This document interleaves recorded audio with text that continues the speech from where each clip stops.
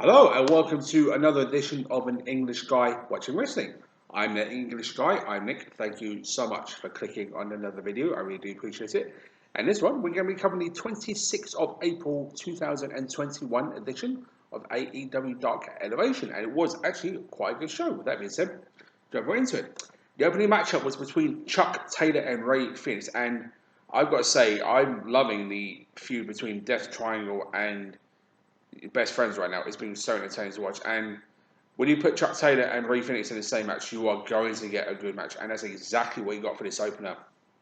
Two of the very best in AEW going at it. And really, really good, unique counter wrestling in general between both men. And some situation when been scouting each other in the ring before because they would counter some of the signature maneuvers. And I thought this was a very good match to open the show. And I really am enjoying the feud between Death Triangle and Best Friends.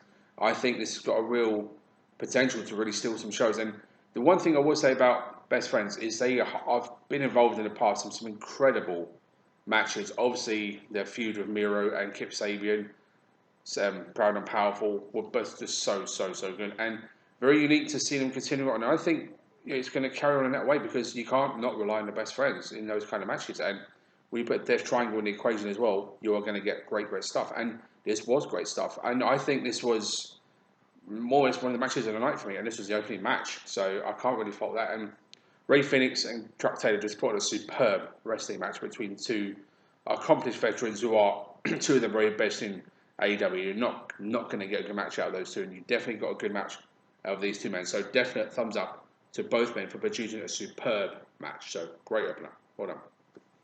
And I will say this before I continue, these are not going to be in order.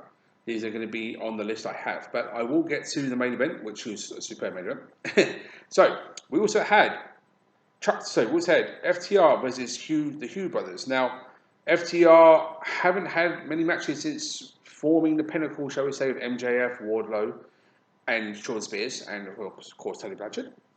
But FTR, you're one of the best tag teams, if not the best tag team in wrestling. In terms of just great wrestling, psychology, they've got it all. And a great seeing them get a win. And what was actually quite a fun little match. Even though the FTR were quite dominant, there was some unique situations from the other team, and I enjoyed it. But I enjoyed this match, and I think them getting the win was definitely the right call. I think there's going to be a lot more warming up, shall we say, before the Blood and Guts match between the Pinnacle and Inner Circle, which is going to be next week, actually, on Dynamite. I think it's a special, not sure if it's a one-off event or just a part of Dynamite next week, I'm not sure. But we'll see what happens, because I'm not too sure what's happening at Dynamite next week. But I enjoyed this match. It was a good, fun match. FTR winning was the right call, so thumbs up to everybody involved. And then we had,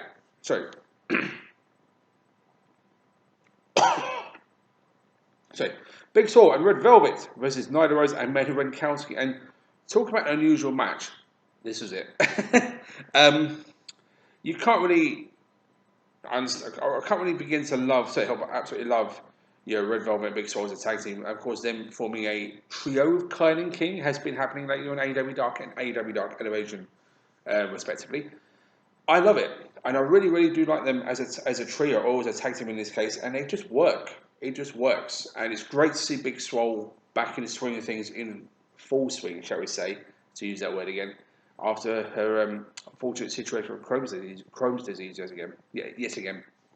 So great to see her back.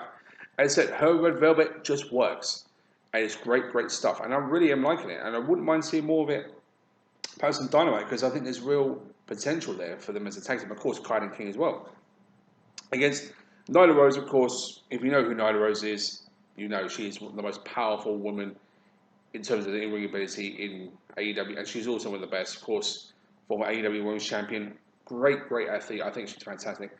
Tagging with Maddie Renkowski was a little bit unusual because in no short terms, Nyla Rose fed Maddie Renkowski to the wolves. In other words, she kind of gave the victory to Red Velvet and Red Velvet and Big Swole, and then walked away, which is unusual. But I think it's a situation that Nyla Rose doesn't really need anybody to be with her. Obviously, she's managed by Vicky Guerrero, and a bit of an unusual situation to see, but fun match. I enjoyed it, but a very unusual ending. But I'm definitely not faulted because it's caught me by surprise.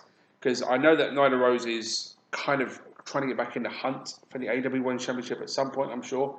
But this was unique but entertaining to watch, so thumbs up to that kind of match. You can't fault it.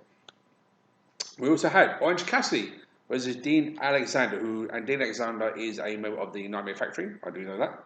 So Orange Cassidy is perhaps the most beloved man in all elite wrestling because of what he does and how he does it, and definitely apparent in this match. It was so entertaining, and for him to try and put hands in the pockets as he does, to him like slide across the floor to get away from someone like in a very slow motion was just too funny. You can't help but love it. And he did put his hands in the pockets on the floor and did a nip up, and that's just classic Orange Cassidy. You can't help but just find it hilarious.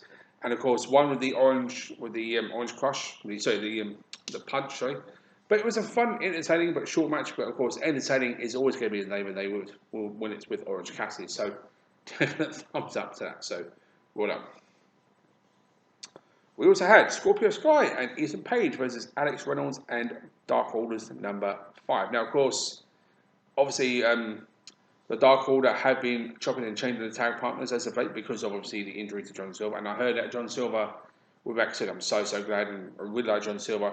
I love the Dark Order, and to see this match was something I was looking forward to because of the kinship that the Dark Order have, of course, and the, I would say by now, tag team of Ethan Page and Scorpio Sky. I won't say newly formed because they've been around for about 3-4 weeks now, shall we say?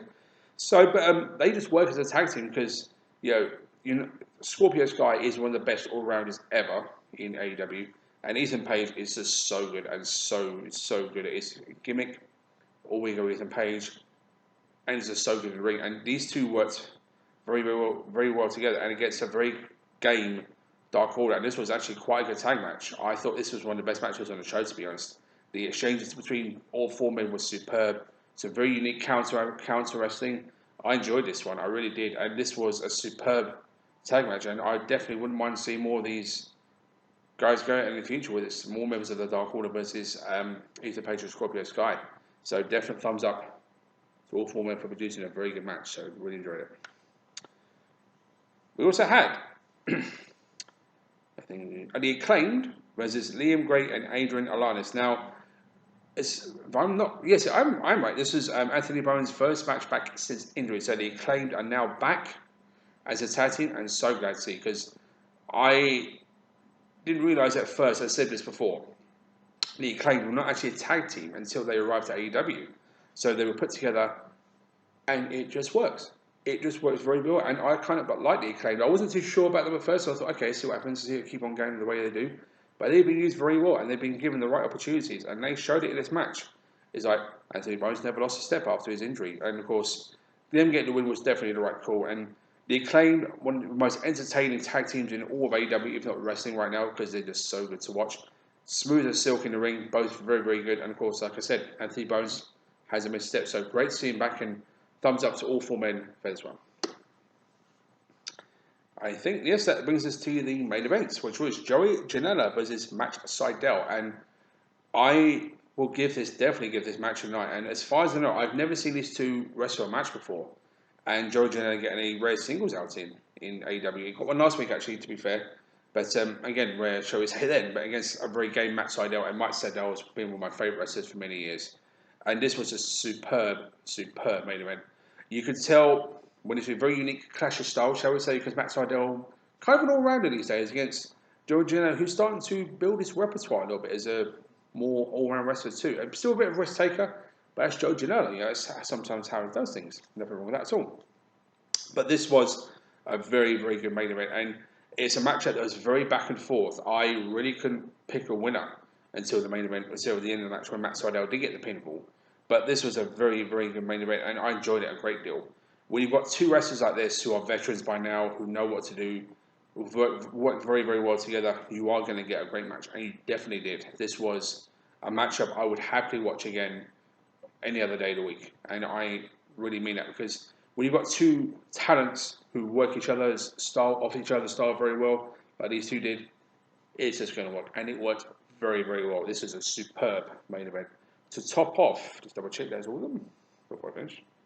Yes, to top off what was actually a very good episode of AEW Dark Elevation. So thumbs up to everybody involved in the show for producing good stuff. And with that being said, I will finish the review here. Thank you so much for watching this one. I will see everybody next time. Until that time, take care, everyone. Later.